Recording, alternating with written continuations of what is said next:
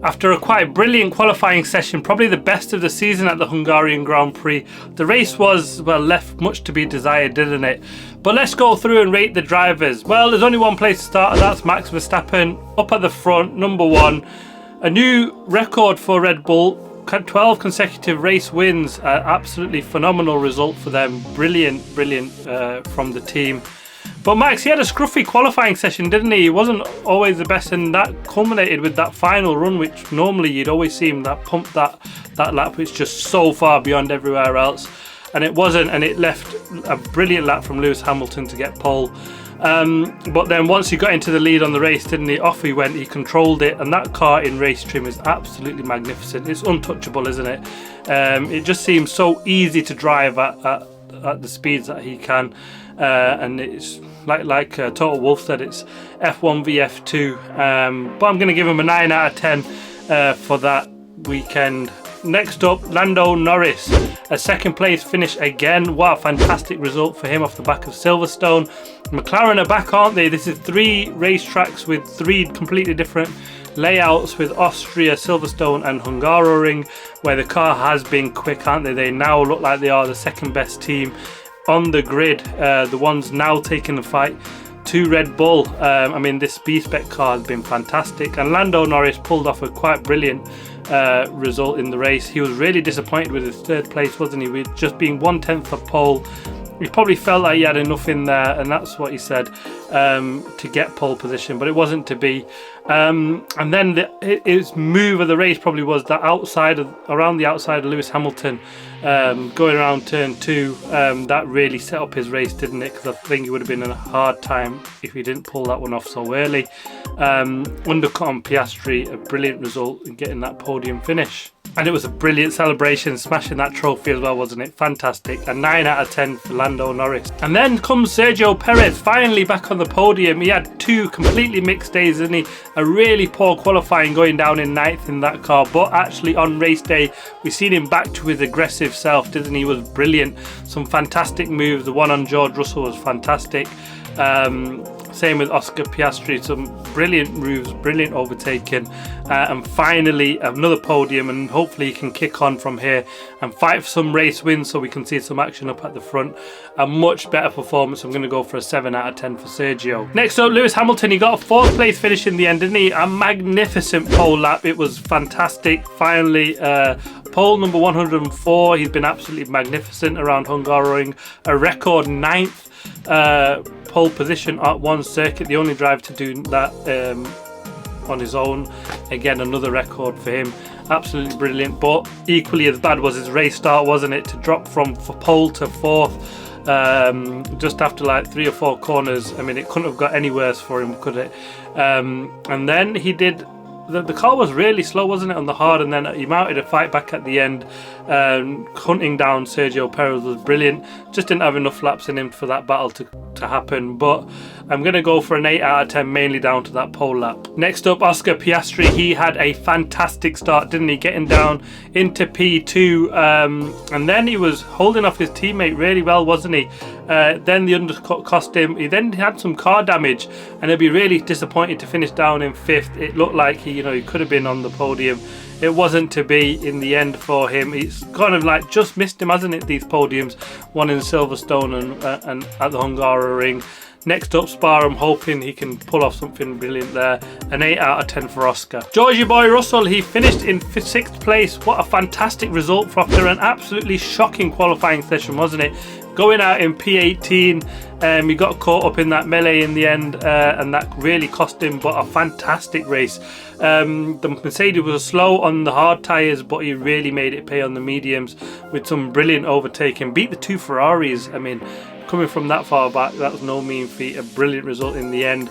I'm going to go for an 8 out of 10 for George. And next up is the Ferrari of Charles Leclerc. I mean, the Ferrari were in no man's land, were they, in the race? They weren't battling anyone. They weren't, nothing. They just waltzed around. They had no race pace whatsoever, made no impact on the race.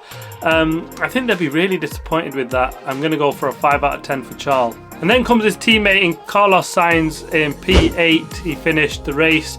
He had a scruffy weekend, didn't he? He had that accident in practice, and then was never really in it, was he? And even in the race, they just had no pace whatsoever. Just followed his teammate home.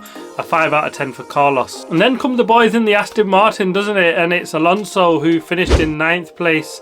Their early season, or his early season fire, seems to have gone down a bit, doesn't it, Alonso? He was really happy, bouncing all over the place, but he seems to have lost that a little bit, and the car has lost performance. He said that it's down to the new tyre construction, where they've really struggled with that. I know it's a bit of a shame, but they've seemed to have lost development as well, while the others have developed and gone in the right direction. Aston Martin seems like they've gone in the wrong place. I'm going to go for a 6 out of 10 for Alonso. And then was his teammate in 10th place. They actually started 14th, so he had a decent race, made up 4 positions to finish in the points. Double points finish for the Aston Martin boys. Again, I'm going to go for a 6 out of 10 for Lance Stroll. He was absolutely getting hammered by his teammate Alonso all season, and now just finishing a place behind him, that's much better.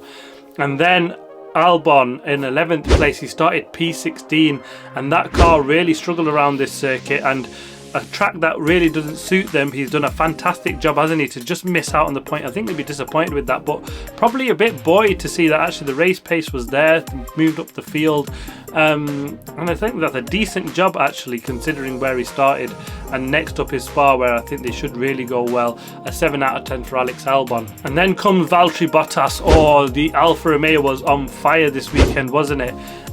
He qualified in P7, the best they've had this season. Actually got beaten by his teammate, which is starting that far up, just shows how good the Alfa Romeo was for both drivers. And actually in the race, the poor start for Joe cost him. He had to dodge him to avoid taking his teammate out, and that really cost him. He dropped back places. A P12 finish, he'll be really disappointed, because from how good that car was and where they were positioned on the track, I think they'll be looking to take home some points.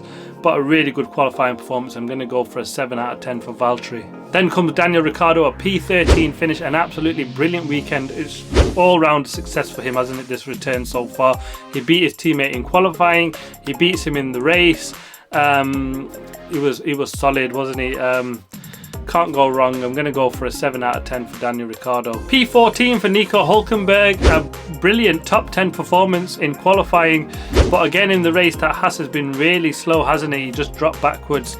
It's something that they really do need to get on top of, but a fantastic result in qualifying. We're going to give him a 7 out of 10. Then comes Yuki Tsunoda in 15th place. He got beaten by his teammate in qualifying, and he was really downbeat after the race, wasn't he? We just sort of felt like it was a bit of a big waste, the whole race for him.